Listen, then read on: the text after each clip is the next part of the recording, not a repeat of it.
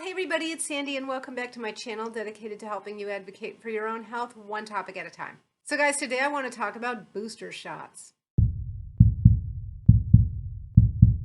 Yeah, I think we've all heard by now that the latest information we've gotten from the CDC is that we should all have booster shots starting at about 8 months after our second shot from a two-part series.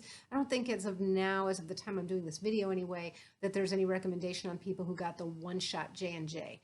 So I want to talk about how I feel about that. I've actually discussed this with a lot of my colleagues, and I was a little bit surprised how so many of us are thinking the same thing. I kind of thought I'd be the outlier. So before I get into that, I just want to say welcome and thank you. I see I have new subscribers since the last time I made this little statement. I'm always happy to see my channel grow. Most of you that have been following me for a while know that I really don't load my channel up with all kinds of affiliate links, certainly not ever on things that have to do with people's health, safety, well-being, and things like that. I don't want to prey on people's fears, and I don't want the room for bias that something like a commission could create. I started this channel as a public service, and so my goal is to grow it, of course, and so please do share with anybody who might find my content helpful. All right, let's get on to boosters. So I've really been surprised because I started talking with a few colleagues. I was kind of afraid to say my opinion about it and what I'm thinking, and then it turns out that a lot of my colleagues were all thinking the same things. I am happy to hear that we're looking at having boosters at some point in the future. I'm probably see one in my future.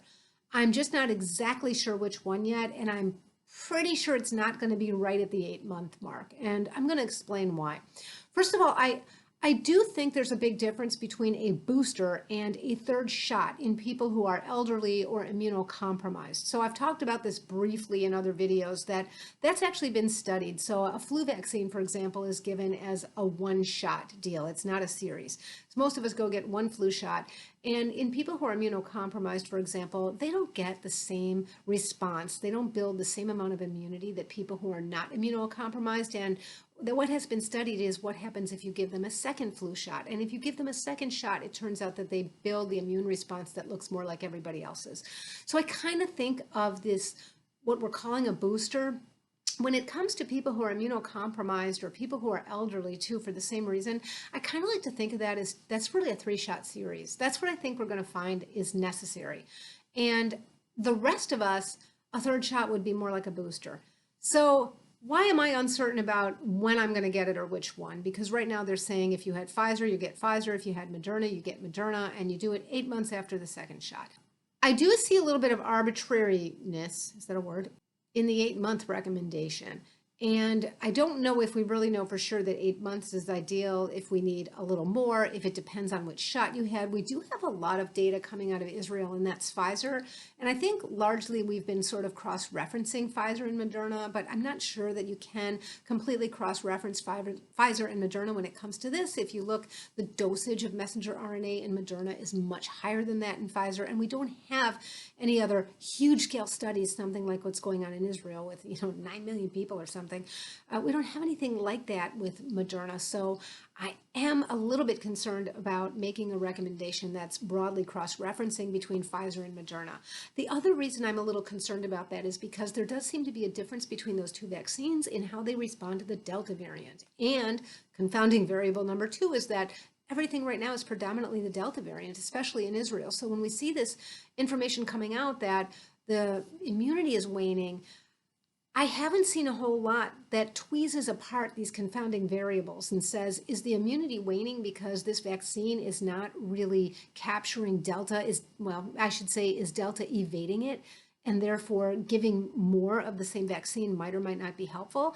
Or is the immunity waning because the effects of the vaccine are wearing off over time, and this is about its time limit? Again, I'm not so sure I would cross-reference with the Moderna in this case, because we know that Moderna and Pfizer are both a little bit different when it comes to Delta. They're not acting the same as each other. I have seen a few things. Now, it does look like they did one follow-up study and they found that people who got that third shot were much less likely to get ill than people who did not get the third shot. But I believe that group, again, was all elderly people. So that's the big confounding variable if you're only looking at elderly people.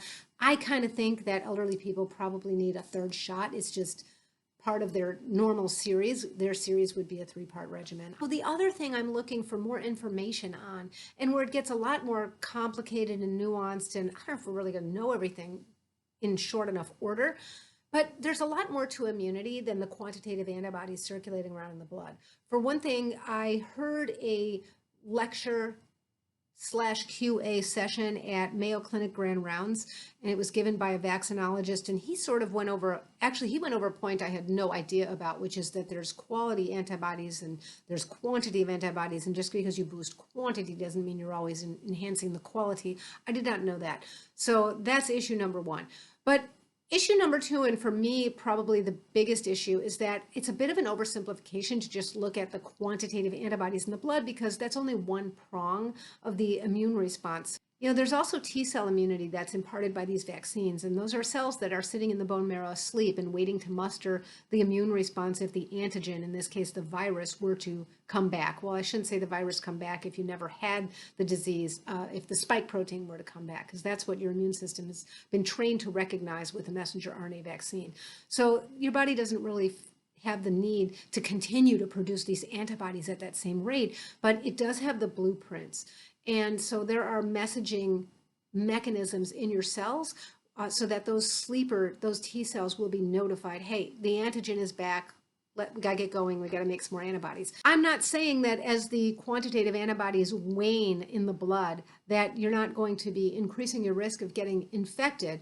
But I'm just saying that I'd rather see real world data. To my mind, that coupled with the lab values is really the final answer. So if we see quantitative antibodies dropping and then we start to see people getting sick like people who are not vaccinated or close, that, you know, that would be extremely persuasive to me. I'm just going to insert this caveat here. I believe I will get a third shot at some point. I just don't know if it's going to be exactly at the 8-month mark, because I, being a nurse anesthetist, I was one of the first people vaccinated. So I would be one of the first people to get the booster. And I'm just not sure that we've completely tweezed out and figured out what's the best combination and what's the best time. So another thing is, I'm sure I'm not the only one who remembers that we were told the quantitative antibodies aren't something you should really look at because there's not been an established value of what is safe and protective. So when your quantitative antibodies fall from 20 to 12, is that still protective? Anything over 1 on most tests is an indication that you've had an immune response. But what number is protective? Nobody has determined that yet. So I do think that that also would be very helpful in guiding us, instead of just saying, well, we see the number falling. I kind of feel like this is well-intentioned, but maybe a little bit like they talk about in the judicial world as legislating from the bench. You know, I feel like this is a little flying by the seat of the pants. Like, okay, nobody needs boosters. Take off your masks if you're vaccinated. Put the mask back on. We're all getting boosters at 8 months. I mean, some of these things are changing a lot faster than the data is changing. Finally, there's something else going on, which is that there are some studies being conducted right now where they're looking at mixing and matching some of these vaccines. That seems to be resonating well with my common sense, especially since this concept I talked about a moment ago, where the Pfizer and the Moderna behave differently when it comes to the Delta. So it could be that where one vaccine has better coverage for one thing and another vaccine hits another, it could turn out that mixing these is actually better. And one study was actually done and completed where they found AstraZeneca followed by Pfizer added very good protection. Now, AstraZeneca is not approved here in the United States. I have a friend actually who was in the clinical trial, and after he saw that study, he went ahead and knowing he had the AstraZeneca, he got unblinded after the study was over, so he knew he had the AstraZeneca series. He went ahead and added the Pfizer because there was a study done that showed that indicated excellent protection. I don't think it's going to be that long before we find out the results of some of these studies, and I think I don't really want to shortchange myself the opportunity to use that as a decision-making tool. Now, on the other hand, I have some good friends and colleagues who are in particularly dangerous settings, and they say, I'm getting that booster right away. I'm going to try to get it today. Somebody at CVS has my name, and if there's an extra shot, I'm getting it. I really can't fault anybody for that. We were all vaccinated first, and these days it's pretty dangerous out there, and there's a lot of viral load that you're going to be bumping into if you're in clinical practice, and some settings are much more dangerous than others. So I have no quarrel with that, and if I were in one of those settings, I would probably do the same.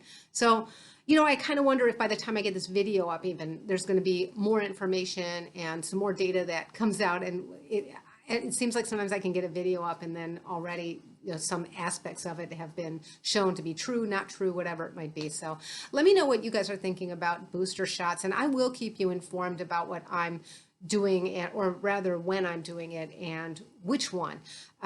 There is actually a Pfizer study in my area where If you had the Pfizer series and it's been more than 6 months, you can get a Johnson & Johnson, and they're looking at what that combination does at different dosages of J&J and no placebo arms. So I almost think that if I'd had the Pfizer series, I'd be inclined to maybe partake in that clinical trial, but I didn't have Pfizer, I had Moderna again. So yeah, we'll see what happens. Let me know what you guys are thinking about it. And if you're looking forward to getting that booster, or if you're looking forward to hear a little bit more data, and I would assume that a lot of you guys have a few more months to go before you're at the 8-month mark from your second shot. And that's great because we'll know a lot more by then. So until next time, be well. Bye-bye.